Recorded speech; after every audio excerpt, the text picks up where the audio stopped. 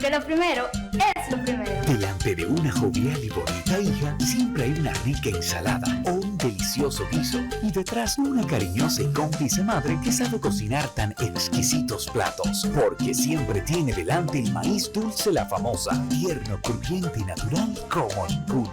Porque lo primero es lo primero. De La Famosa, claro. La Famosa, lo más natural. Porque lo primero es lo primero. Delante de una experta abuela, siempre hay un exquisito nutritivo plato y detrás una delicada y dulce madre que los deleita con deliciosas pastas, pescados y guisos tan ricos porque siempre lleva delante la pasta de tomate La Famosa, que da sabor y color insuperable.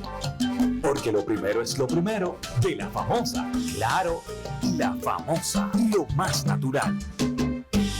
Porque lo primero es lo primero. Delante de una feliz pareja, siempre hay unos gandules guisados con coco o un sabrosísimo mono de gandules. Y detrás, una sabia y tradicional herencia para cocinar tan sabrosos platos. Porque ella siempre tiene delante los gandules La Famosa, verdecitos, frescos y con coco.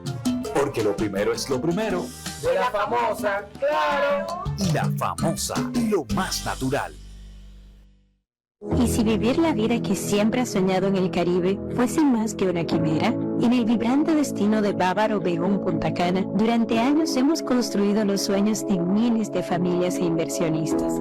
Redefinimos el desarrollo inmobiliario, haciendo de la ilusión de tener un lugar propio una realidad al alcance de miles de personas, en un complejo habitacional que más de 1.300 familias llaman hogar. Entonces nos preguntamos, ¿cómo podemos seguir innovando? Diseñamos Sunset Gardens, un entorno donde urbanidad y naturaleza se fusionan, con villas que conjugan elegancia y tranquilidad, rodeado de árboles, senderos para caminatas y la seguridad de sentirse en casa, de ser parte de la comunidad. Pero seguimos creciendo y pensamos en una solución inmobiliaria donde los inversionistas encontraran tierra fértil para el incremento de su capital, inclusive para aquellos que comienzan a dar sus primeros pasos en la inversión en inmuebles, manteniendo un precio competitivo. Y justo allí se gestó Sun District, un proyecto de exclusivos apartamentos con una singular fusión del estilo urbano con un toque caribeño.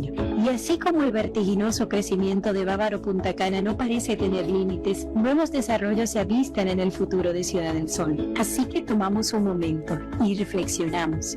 ¿Cómo podemos hacer que nuestra comunidad siga creciendo? ¿Cómo podemos hacer el sueño de vivir en el paraíso una realidad aún más asequible? Y así surge nuestro nuevo proyecto. Una comunidad con un espíritu y diseño minimalista, pero acogedor, con todas las comodidades y pensado para aquellos que se inician en la inversión inmobiliaria o quienes quieren maximizar sus inversiones. Una suerte de pequeño paraíso que llamamos Solara Apartments, un paraíso tropical a tu alcance. Porque nosotros no construimos viviendas, construimos sueños.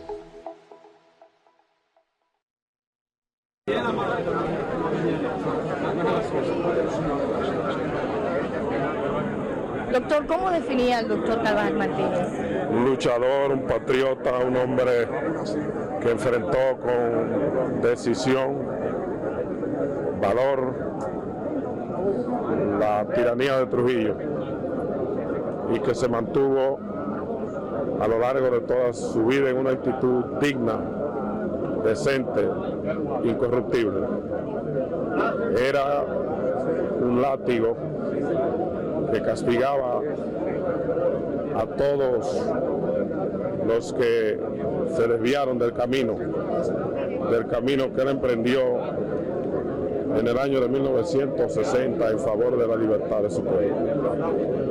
Yo acabo de expresarle mi pesar, mi pésame, mi condolencia a sus familiares y siento que con él se ha ido uno de los forjadores de la democracia que hoy disfrutamos los dominicanos.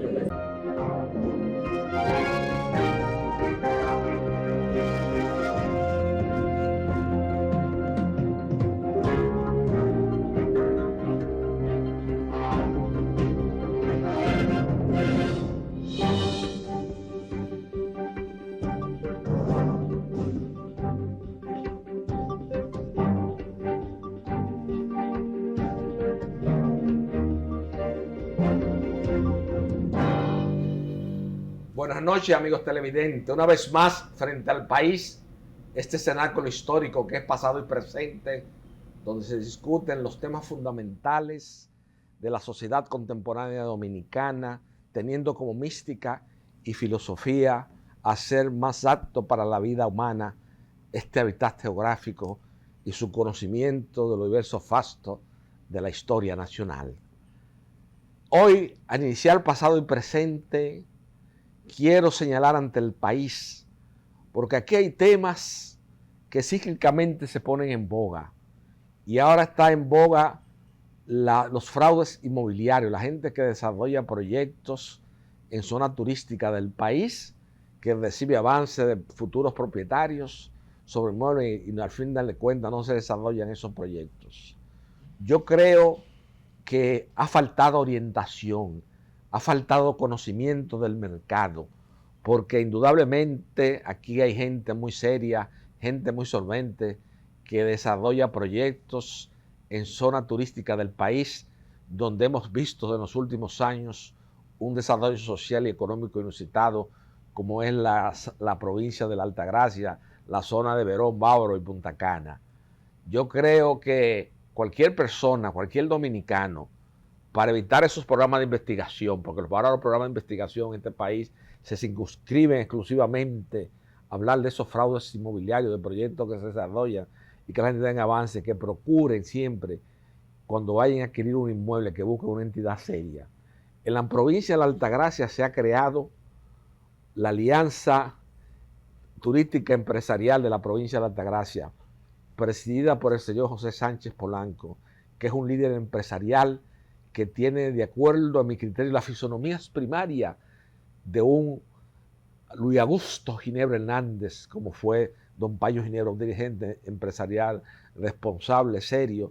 Y yo creo que si nos evitaríamos muchos problemas si a la hora de comprar un inmueble en esa región, en esa parte, que es la que yo me circunscribo en este comentario al inicio de este cenáculo histórico que es pasado y presente, si nos circunscribimos a las empresas que forman parte de la Alianza Turística Empresarial de la provincia de la Altagracia, si se suscriben en esas empresas, todos son gente solvente, gente con una seriedad y con una consistencia ya de manera permanente en el espacio, en el tiempo, desarrollando proyectos y cumpliendo con las obligaciones primarias que han contraído con los adquirientes.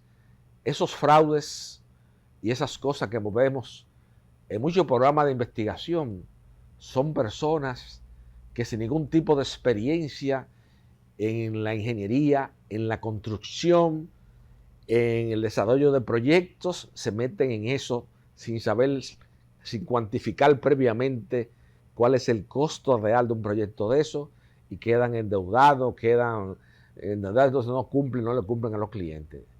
Aquí el que va a comprar en la provincia de la Altagracia, ya saben que la provincia de Altagracia tiene una organización empresarial que es la garante de cualquier obligación de pago que contraiga uno de sus miembros frente a terceros en el desarrollo de un proyecto, bajo el liderazgo, como reitero una vez más, del señor José Sánchez Polanco, que indudablemente ha sido un comerciante muy exitoso, un hombre de trabajo, un hombre a quien tuve la oportunidad de conocerlo a través de don Juan José Jesús Bellapar Faura en el año de 1987, y a partir de ahí hemos desarrollado una relación de amistad muy profunda que casi da en la hermandad.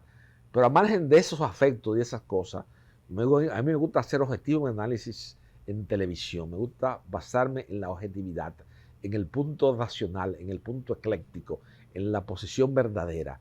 Y la verdadera posición es que la Alianza Turística Empresarial de la provincia de Altagracia es la única que garantiza a cualquier adquiriente de inmueble que se le entregue su casa sin que tenga ningún tipo de problema, y que no caigan en manos de esos aventureros que van a aventurar, que cogen un solar, le tiran un camión de gravilla y comienzan a cogerle dinero a la gente. No. Aquí hay organizaciones que son las que tienen la responsabilidad frente al país y frente a la sociedad y frente a la inversión extranjera de entregarles esos proyectos. Y eso están en la zona turística de Bávaro, Verón, Punta Cana, en la Alianza Turístico Empresarial de la provincia de Altagracia. Esta noche, en este cenáculo histórico que es pasado y presente, y que tenemos el mérito en los medios de comunicación del país de ser el único medio que de manera permanente en el espacio y en el tiempo ha discutido los problemas de la transición imperfecta que se ha operado de la dictadura de Rafael Leónidas Trujillo Molina a la democracia que ya tiene varias décadas con sus imperfecciones desarrollándose en la sociedad. Hemos traído esta noche un digno especialista en esa materia, un general, un exministro de las Fuerzas Armadas, que de acuerdo al criterio que yo he expresado y lo reitero una vez más frente al país, esta noche es una persona, líder militar integral, porque en él se reúnen varias condiciones excepcionales, como es él, un gran escritor, un gran historiador y un hombre que conoce mejor que nadie el desarrollo de las Fuerzas Armadas Dominicanas, como es don José Miguel Soto Jiménez, que independientemente de que en sus inicios, en sus años mozos, en sus años juveniles, abrazó la poesía con un profundo lirismo, hoy ha devenido en la sociedad en un destacado historiador que analiza con mucha propiedad y que de acuerdo a mi criterio es que tiene la visión más acabada, porque en la transición imperfecta de la dictadura a la democracia, para opinar con el valor moral, con el peso específico que da el conocimiento verdadero, hay que estar y haberse estado dentro de las Fuerzas Armadas para poder hablar de ese tema. Y yo esta noche lo he traído a él para que hablemos sobre ese tema, sobre la conformación de la Fuerza Aérea Dominicana durante ese periodo que indudablemente, gústelo o no, la gente de República Dominicana, ¿quién más que yo puedo obviar ese tema cuando soy hijo de Francisco Carvajal Martínez, que tiene los mayores crisoles en las luchas contra Rafael Leónidas Trujillo Molina?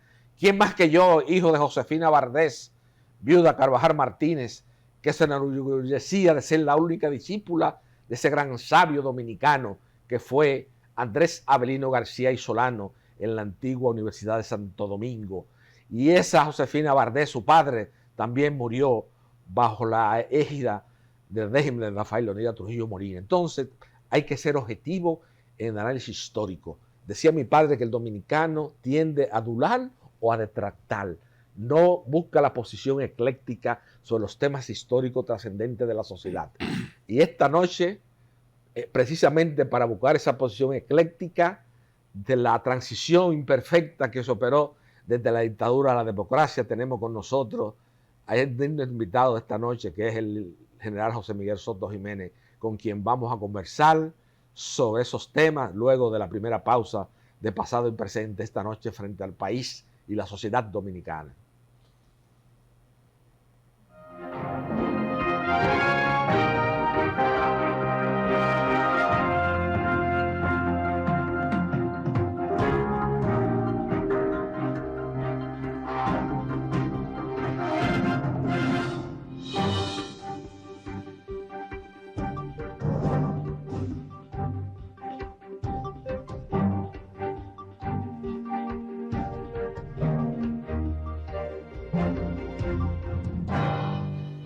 Porque lo primero es lo primero. Delante de una jovial y bonita hija, siempre hay una rica ensalada o un delicioso guiso. Y detrás una cariñosa y cómplice madre que sabe cocinar tan exquisitos platos. Porque siempre tiene delante el maíz dulce La Famosa, tierno, crujiente y natural como ninguno.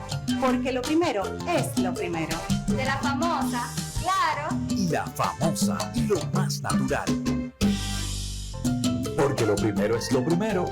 Delante de una experta abuela, siempre hay un exquisito nutritivo plato y detrás una delicada y dulce madre que los deleita con deliciosas pastas, pescados y guisos tan ricos, porque siempre lleva delante la pasta de tomate La Famosa, que da sabor y color insuperable. Porque lo primero es lo primero, de La Famosa, claro, La Famosa, lo más natural. Porque lo primero es lo primero. Delante de una feliz pareja, siempre hay unos gandules guisados con coco o un sabrosísimo mono de gandules. Y detrás, una sabia y tradicional herencia para cocinar tan sabrosos platos. Porque ella siempre tiene delante los gandules, la famosa, verdecitos, frescos y con coco. Porque lo primero es lo primero. De la famosa, claro. Y la famosa, lo más natural. ¿Y si vivir la vida que siempre has soñado en el Caribe fuese más que una quimera? En el vibrante destino de Bávaro Obregón Punta Cana, durante años hemos construido los sueños de miles de familias e inversionistas. Redefinimos el desarrollo inmobiliario, haciendo de la ilusión de tener un lugar propio una realidad al alcance de miles de personas, en un complejo habitacional que más de 1.300 familias llaman hogar. Entonces nos preguntamos, ¿cómo podemos seguir innovando? Diseñamos Sunset Gardens, un entorno donde urbanidad y naturaleza se fusionan, con villas que conjugan elegancia y tranquilidad, rodeado de árboles, senderos para caminatas y la seguridad de sentirse en casa, de ser parte de la comunidad. Pero seguimos creciendo y pensamos en una solución inmobiliaria donde los inversionistas encontraran tierra fértil para el incremento de su capital, inclusive para aquellos que comienzan a dar sus primeros pasos en la inversión en inmuebles, manteniendo un precio competitivo. Y justo allí se gestó Sun District, un proyecto de exclusivos apartamentos con una singular fusión del estilo urbano con un toque caribeño. Y así como el vertiginoso crecimiento de Bávaro Punta Cana no parece tener límites, nuevos desarrollos se avistan en el futuro de Ciudad del Sol. Así que tomamos un momento y reflexionamos. ¿Cómo podemos hacer que nuestra comunidad siga creciendo? ¿Cómo podemos hacer el sueño de vivir en el paraíso una realidad aún más asequible? Y así surge nuestro nuevo proyecto. Una comunidad con un espíritu y diseño minimalista, pero acogedor, con todas las comodidades y pensado para aquellos que se inician en la inversión inmobiliaria o quienes quieren maximizar sus inversiones. Una suerte de pequeño paraíso que llamamos Solara Apartments, un paraíso tropical a tu alcance. Porque nosotros no construimos viviendas, construimos sueños.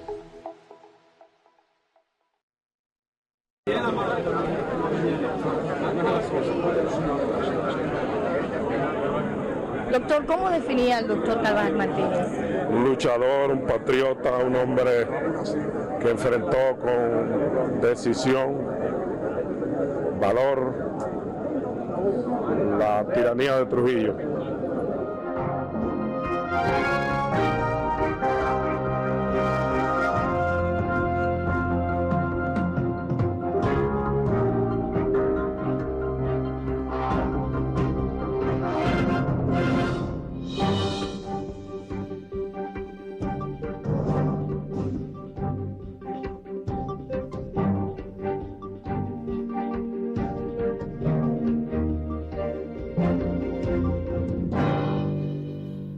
Como habíamos señalado en el proemio de este cenáculo histórico que es pasado y presente, se encuentra con nosotros el eminente ciudadano, poeta, historiador y líder militar como es el general José Miguel Soto Jiménez. Buenas noches, general. Bueno, ante la presentación que tú has hecho, de la cual me siento muy halagado, yo me siento altamente distinguido, pero además satisfecho de estar en este espacio. Cualquiera se cree que esto es nuevo, ¿verdad? Ya tiene unos años, sí. Unos años. Como tú dices, en este cenáculo histórico, con un nombre emblemático, pasado y presente, ¿verdad? Y hay muchas razones por las que, más allá inclusive de la amistad personal, también tiene que ver con una actitud histórica que encabeza la labor de tu padre, Bollón, tan conocido.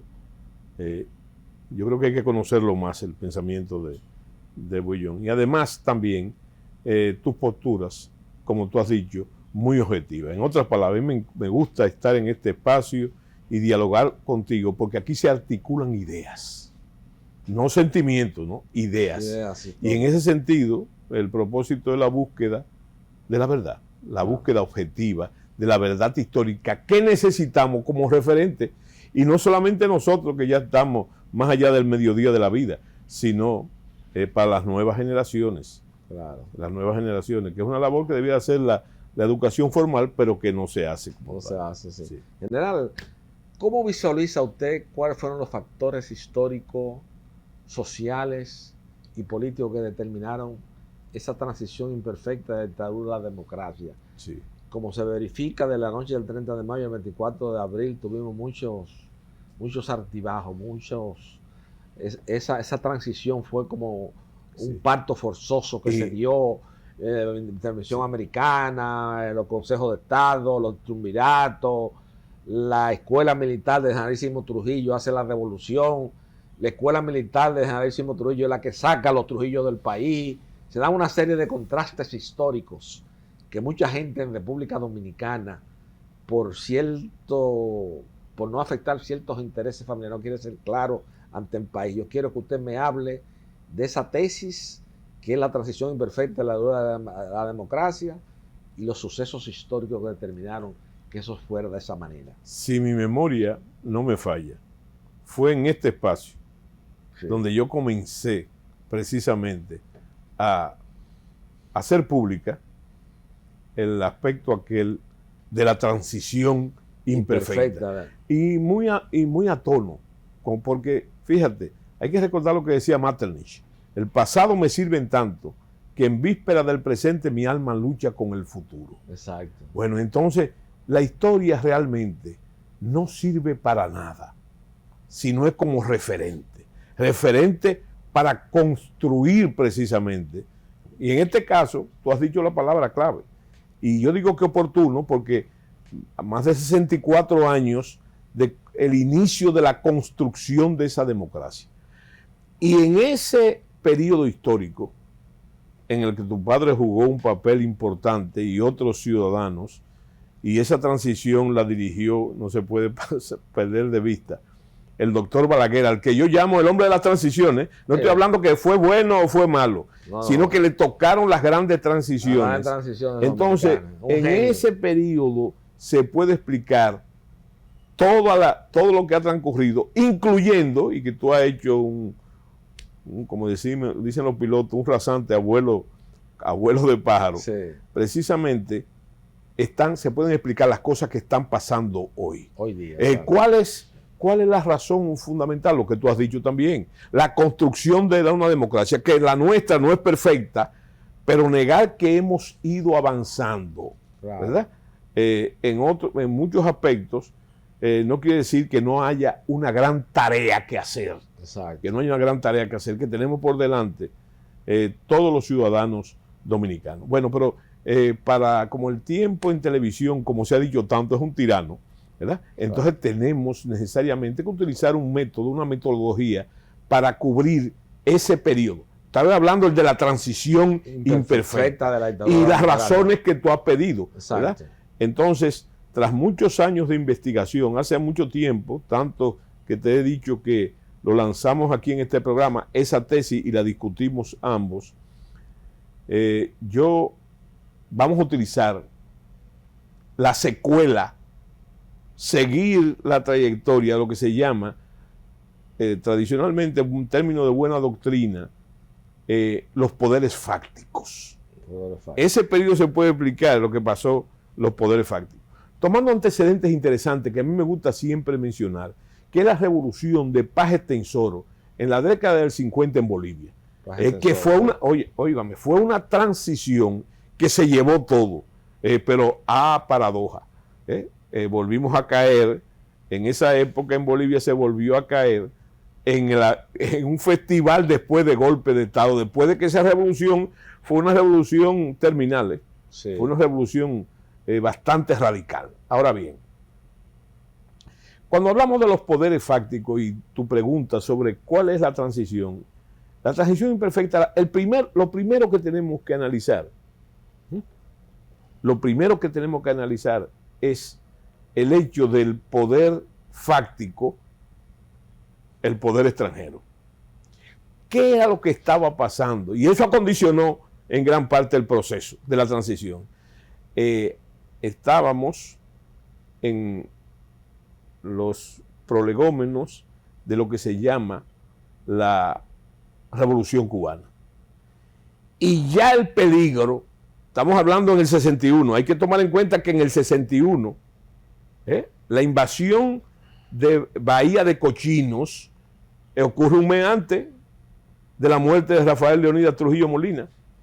Hay mucha gente que obvia eso. Entonces nació en los Estados Unidos la preocupación, siguiendo la estela del mismo caso cubano, de que la desaparición del régimen de Trujillo pudiese llevar a un famoso peligro en el comunista en el Caribe, bajo la consigna norteamericana de evitar otra Cuba en el Caribe.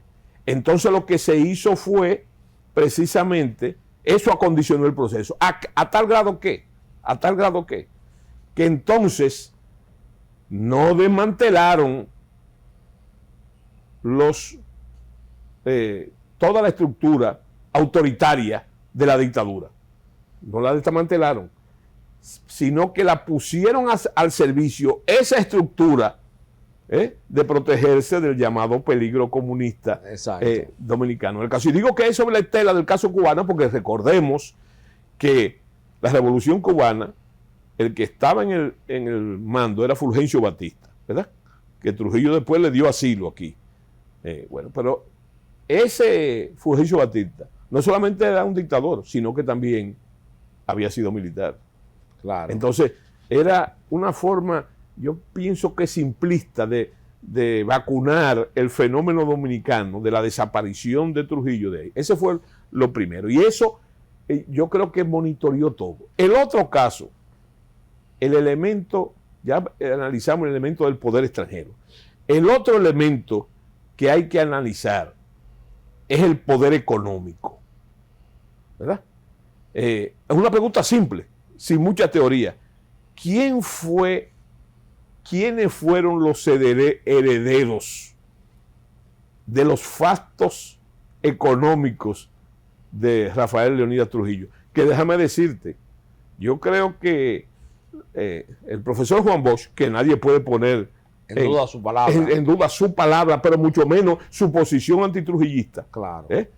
Hay que tomar en cuenta que él dijo en la época que fue y después, que Trujillo fue el creador del Estado moderno dominicano, ¿verdad? Sí. Entre otras cosas, que dijo que Trujillo supo gobernar, sí. Y hay que tomar la palabra, no es una loa a Trujillo, estamos hablando de lo que fue eso, porque aquí la gente, yo creo que es un oficio de necios, tratar de corregir la historia.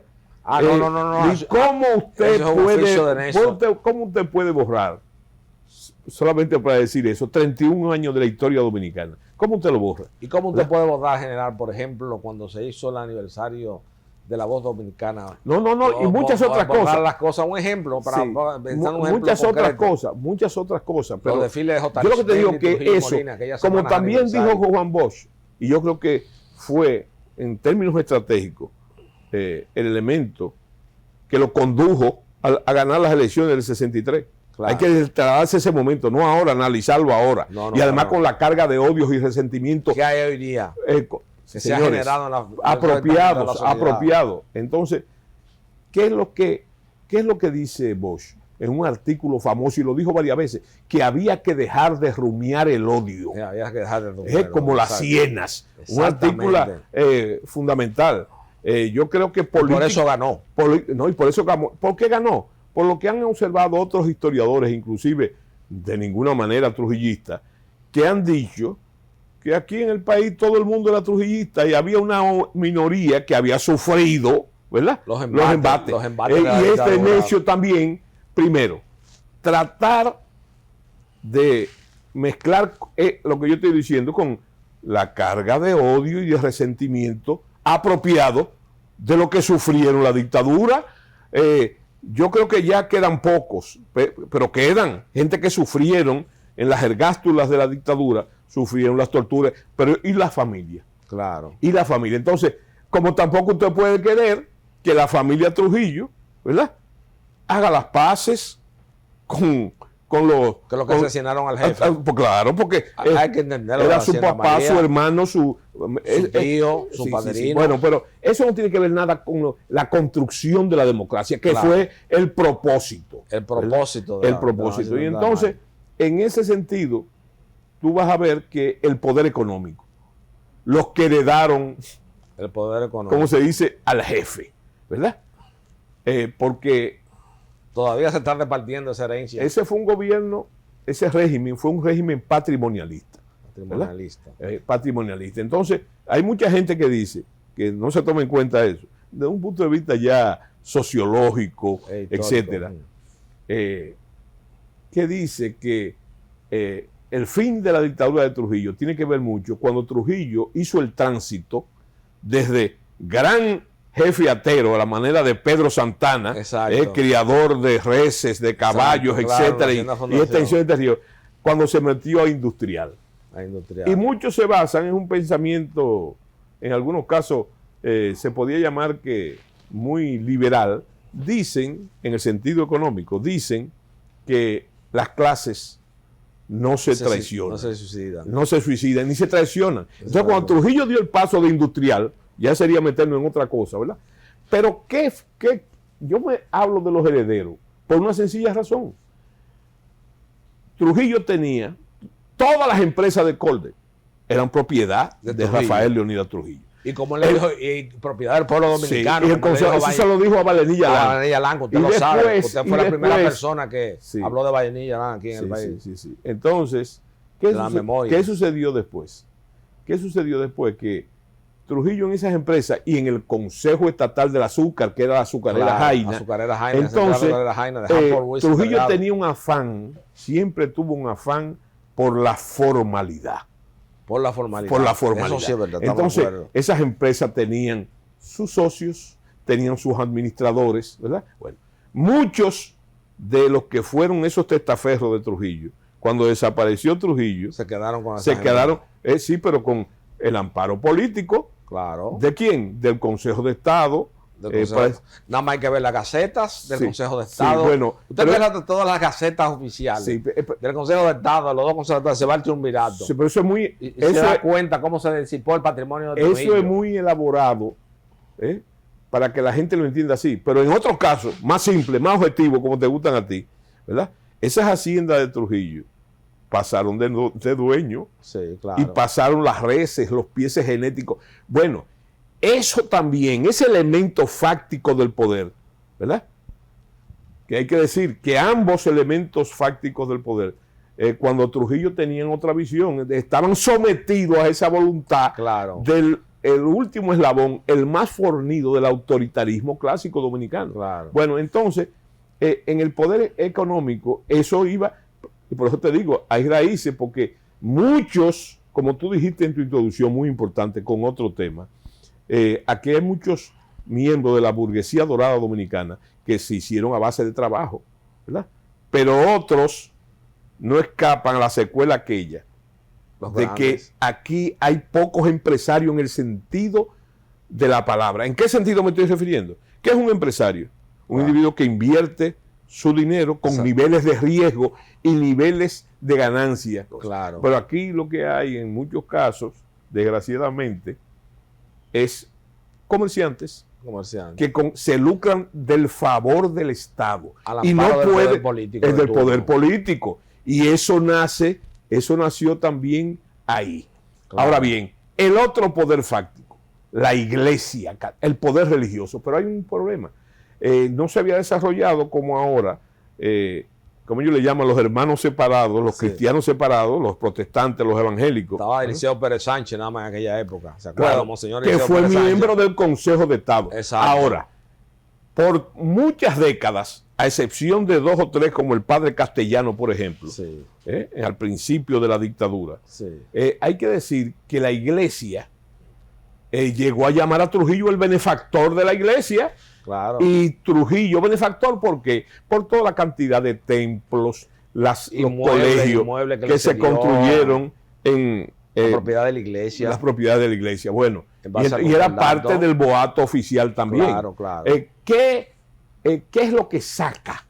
Y tenemos ahí que volver a mencionar a tu padre y al 14 años. ¿Qué es lo que saca la iglesia? Alguien dijo una vez, Adolfo Hitler dijo una vez que había que copiar de la Iglesia Católica ese partido político que tenía 2000 años.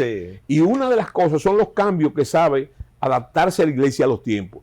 Entonces, en el 60 se produce la pastoral. Claro. La pastoral. Enero ¿verdad? del 60. No solamente, y justificada también. Eso, tú lo puedes ver. En el apresamiento de los jóvenes del 14 de Claro, julio. y además encajaba perfectamente en el contexto de la época. Pastoral. Sí.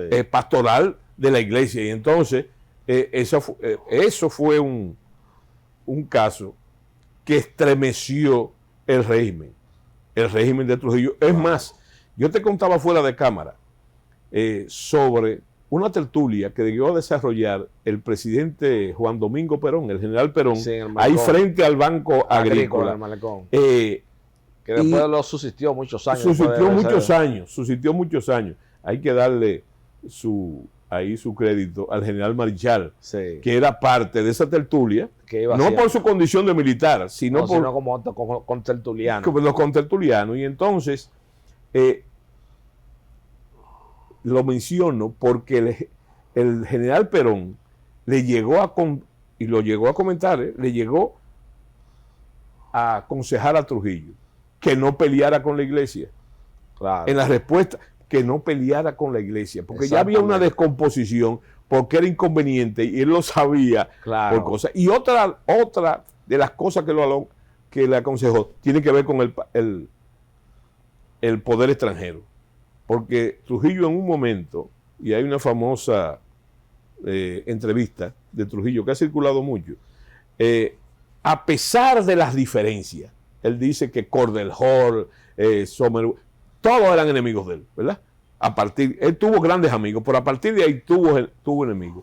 Sí. Y entonces, otro de los consejos de Perón era que, con una gran visión geopolítica, que no se peleara con los norteamericanos, que tratara de torear, por llamarle así, a los norteamericanos. De eso sobre todo. Entonces, analizado ya, tenemos que entrar, y lo estoy dejando para último,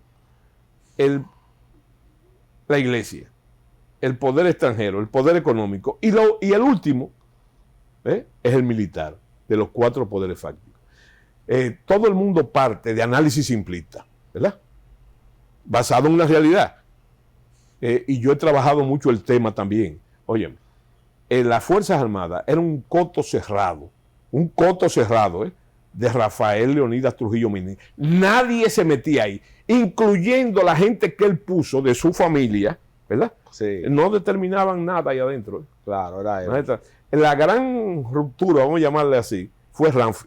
Sí. Porque ese polo de poder a que tú hiciste referente, y era un polo de poder para enfrentar las amenazas militares, claro, que ya habían, desde la década del 40, se habían iniciado. Entonces, es que construye ese modelo, que hay que decirle a la gente, que la gente no lo sabe también, que tanto el CEFA, el Centro de Enseñanza de las Fuerzas Armadas, como la Academia Militar, eran de la Fuerza Aérea. Eran de la Fuerza Aérea. La aviación militar dominicana. Después fue cambiando, sobre todo después de la Guerra de Abril. Pero hay que tomar en cuenta también ese poder. Explicarlo en términos militares. Mira, la Fuerza Aérea, en términos aéreos, era uno de los poderes aéreos más importantes, oigan lo que les voy a decir, al sur de Río Bravo. Bueno, tenía 200 aviones de combate. Claro. 200 aviones de combate, además de los aviones suplementarios. Claro. Alguien me ha corregido, Marichal me ha corregido y me dice que eran más de 200 aviones de combate, y él lo clasifica. Hay un programa nuestro que lo clasifica, pero también había un detalle.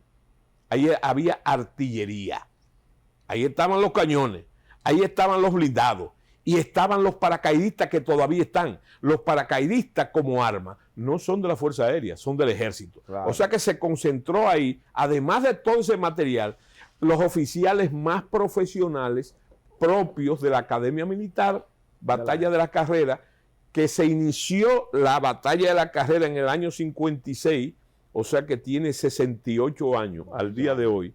Pero también, además de ese hecho increíble, ahí estaba como profesor de esa academia, no solamente una comisión española, producto de la amistad con Franco que se mandó a eso, sino también lo más granado del pensamiento militar, del pensamiento historiográfico nacional. Emilio Rodríguez de Morici, Betty Alfao. No, imagínense. Sí, eso lo mejor, otra época. lo mejor y además Lo mejor. lo mejor. Entonces, fíjense una cosa, Lo lo más que no abarcado. se ha estudiado, yo quiero señalarle que ese poder militar para defender la dictadura, dentro de la paradoja, de las grandes paradojas, fue la Fuerza Aérea la que sacó a los Trujillo de aquí, Claro. tras el golpe de Estado, el llamado golpe de Estado de Chavarría, de como le dicen sí. el viejo Chavo. Chavá, el Sí. viejo Chavá. Ahora, una cosa muy importante también, que analizando esa transición imperfecta, ¿cómo se fue, vamos a llamar, decantando como el vino? Porque las diferencias que surgieron en términos políticos y los acondicionamientos de los poderes fácticos también sucedieron en las Fuerzas Armadas. Yo no sé si tú sabes, y debemos saberlo, yo he hablado mucho de eso, y el general Marichal también, que el golpe de Estado de Chavarría ocurre por la siguiente razón. Se planificó para la asunción de Ramfis al poder, ¿verdad?, al poder político, la noche de San Bartolomé. La Sí. llamaban, Noche de que San era, Bartolomé, hay que exacto. buscarle también la semejanza. Exacto. Estuvo un señalado con la noche de los cuchillos largos, De los cuchillos largos. de la SEA y Hitler. Sí. Y entonces, ¿quién era el presidente? El presidente Balaguer. ¿Contra quién fue el golpe de Estado contra Balaguer, verdad? Balaguer. Eso iba a comenzar ahí. Sí. Pero eso determinaba la eliminación física de todo el liderazgo político dominicano, incluyendo los viejos amigos de Trujillo y de Balaguer, para limpiar la mesa. Sí. ¿Verdad? Para limpiar la mesa. Pero resulta que cuando el día determinado para hacer eso, que iba a comenzar básicamente en Santiago y en el Cibao, resulta, aparte del esfuerzo de la capital, pero resulta que cuando el general Echevarría llegó aquí, llegó a la capital, Sí. por avión, fue donde Ramfis, que estaba ahí donde está hoy el Club Náutico, que era su casa, para decirle, ¿verdad?, que estaba todo listo para comenzar el hecho y tumbar el gobierno de Joaquín Balaguer. Y Ramfis no lo recibió. Y no solamente no lo recibió, que se enteró de que Ramfis, ¿verdad?, se iba del país. Porque había tomado. Tú irte del país, una persona como Ramfis, eso indica que tiene que hacer una mudanza. ¿Y dónde vivía la familia Trujillo? Vivía tenía una residencia también.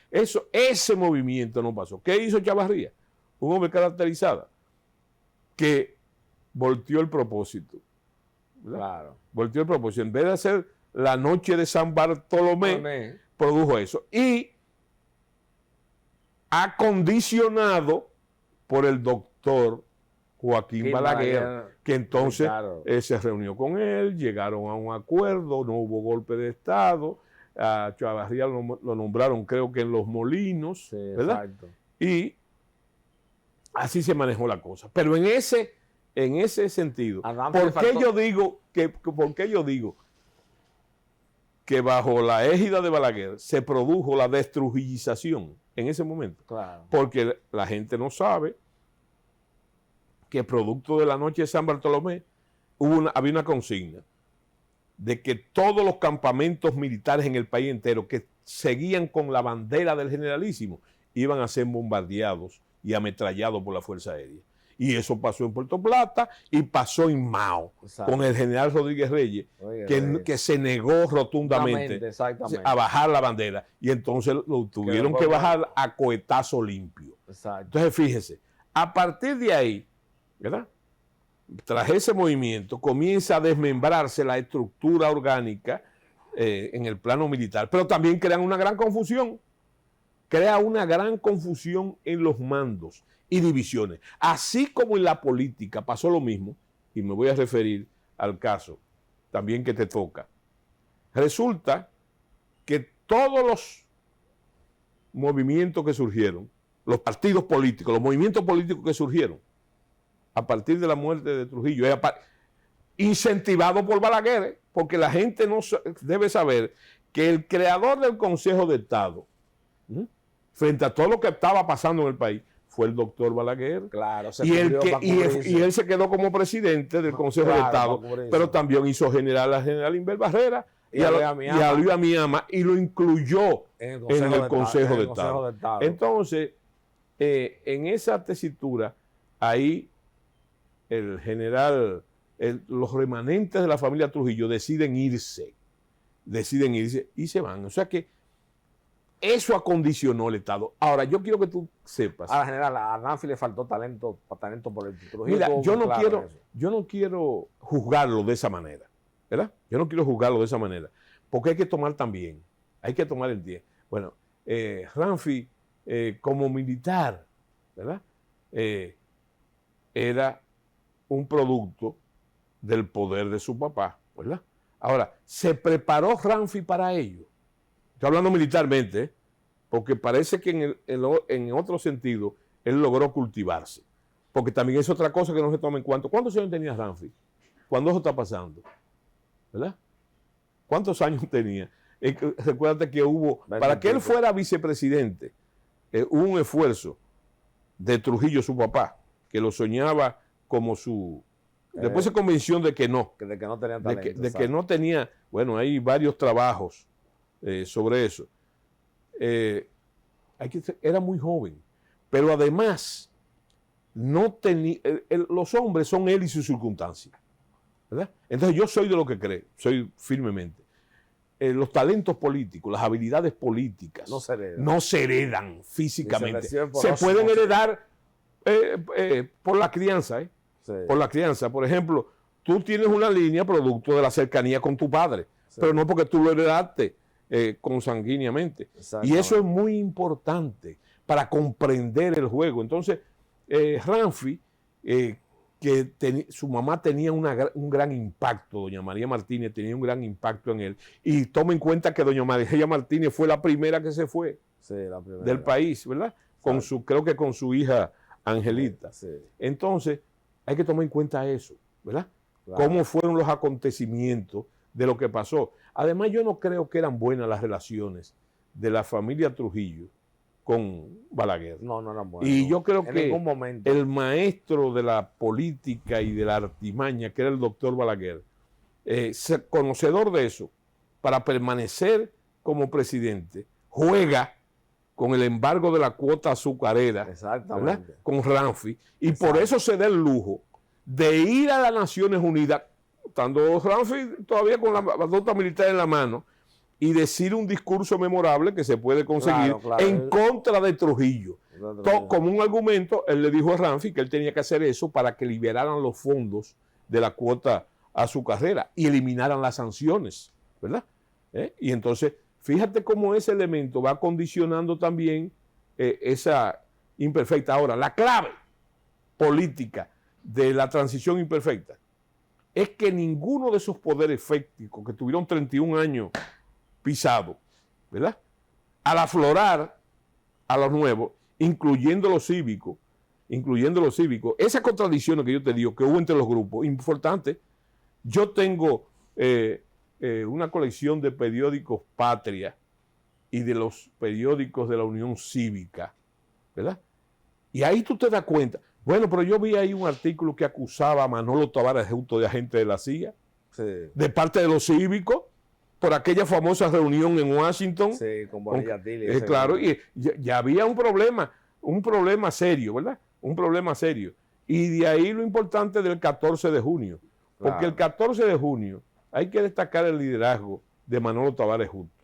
En un momento dado, Manolo llegó a encantar la juventud dominicana, incluyendo la juventud de la clase media y de las clases altas. Llegó a encantar. Yo le llamo el flautista de Hamelin. Exactamente. ¿Verdad? Eso creció de manera.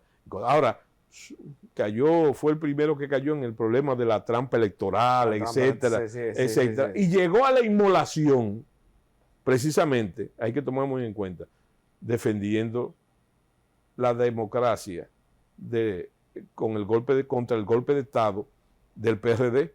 De ahí su famoso discurso que él conocía muy bien dónde estaban las escarpadas montañas de Quisqueya, de Quisqueya. en Entonces, el Parque Independencia. fíjate cómo a partir del 14 de junio se ensambla todo lo que es la izquierda revolucionaria dominicana, ¿verdad? Exacto. Con sus diferentes vertientes que después... Sí, exacto. sí, pero ese es el punto de partida y ese liderazgo, no solamente de Manolo, sino de las hermanas Mirabal también, sobre todo de Minerva, ¿verdad? Que yo no he hablado con ningún catorcista. Es el talento político del 14 de junio. Sí, claro. Ese día tuvo, Sí, Minerva. fue novia de Bueno, Felipe entonces, Franco antes. esa transición imperfecta, la clave está en todos los poderes fácticos, que para menear la cuna, había que preservar de alguna forma el sentido autoritarista de la dictadura de Trujillo, para poder, bueno, en lo económico, ¿verdad? Para poder seguir explotando esos recursos. Esa era la visión de ellos, ¿verdad? Y desde el punto de vista de la iglesia tomó un liderazgo que no lo tenía en realidad. Exactamente. ¿Verdad? Por eso Balaguer lo mete como miembro del Consejo de Estado. Ahora, la exacto. pieza maestra de la transición imperfecta Joaquín Balaguer. es la liquidación del Partido Dominicano O Joaquín Balaguer. por Joaquín Balaguer, bajo la óptica que él tenía de que para volver había que irse. Exactamente. Y hay un famoso discurso de Balaguer que se le saca mucho en claro, pero era lo correcto. Había que ponerse ahí. Él dice que más vale un presidente muerto que un presidente fugitivo. porque estaban pidiendo que se fuera. Sí. Él dijo eso hoy y al otro día se asiló y salió posteriormente del país. Eso lo ha condicionado todo. Por eso que, más allá del tremendismo, ¿verdad? Porque hay un elemento tremendista. Yo he dicho muchas veces, la gente no lo ha entendido. No lo ha entendido realmente. La persistencia de la figura de Trujillo en la sociedad dominicana, ¿verdad? Es inevitable. Es inevitable. Es inevitable. Porque, sí, porque hay grupos de fanáticos sí, que pero muchos de la historia. Y hay muchos de esos fanáticos que están acondicionados por el dolor real. No, estamos de acuerdo. ¿Verdad? Ahora bien, pero hay otro detalle que hay que tomar muy en cuenta. ¿Cuál es el detalle que hay que tomar muy en cuenta? Que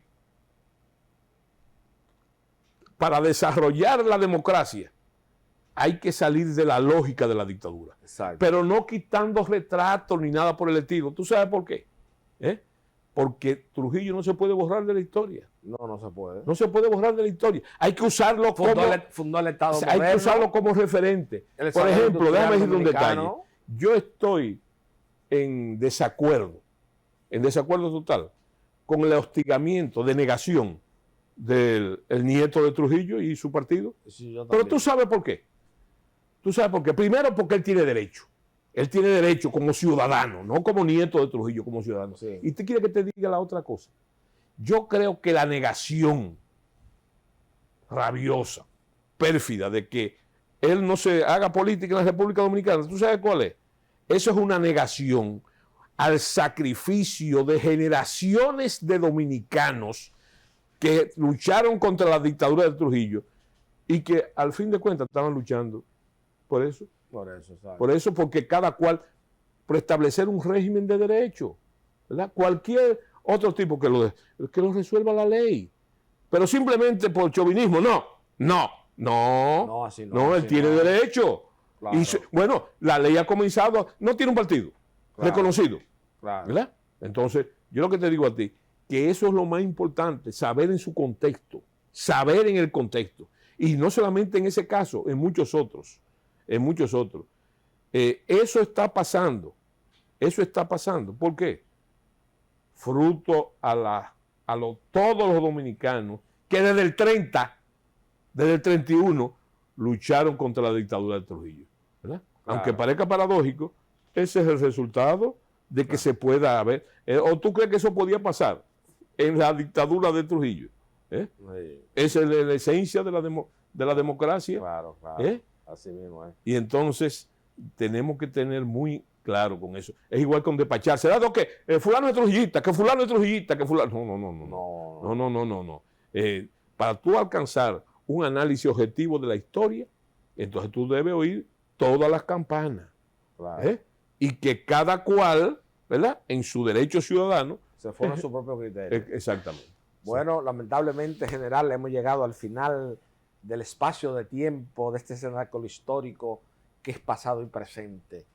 Usted hablaba de la degradación del patrimonio de Trujillo en la apertura y la democracia. Ahí hay un libro de Guaroa Ubiña Renvir, que es muy importante, que don Roberto Casá, después que lo publicó, lo recogió, porque ahí se señalaba a Luis Jamía Matió, gran amigo de mi padre, y el general Antonio Inverbadera, un gran amigo de mi padre, a quien yo le tengo mucha gratitud, de que se llevaron el ganado de la Hacienda Fundación, y ese libro se recogió aquí en el país. Aquí hay que estudiar bien la historia, hay que ser objetivo y no podemos dar la historia de Trujillo, buena o mala, pero es parte de la historia contemporánea nacional. Mira, escúchame que te interrumpa. A eso que tú dices, hablamos de lo que se llevaron el ganado, ¿verdad? Ok. Eso no es, en muchos casos no es percusión. Lo que tú puedes estar seguro es que muchos pies genéticos, oye bien, que costaron cientos y decenas de miles de dólares, fueron tablajeados y vendidos como carne. Así mismo. Bueno, amigos televidentes, buenas noches, no nos queda tiempo para más.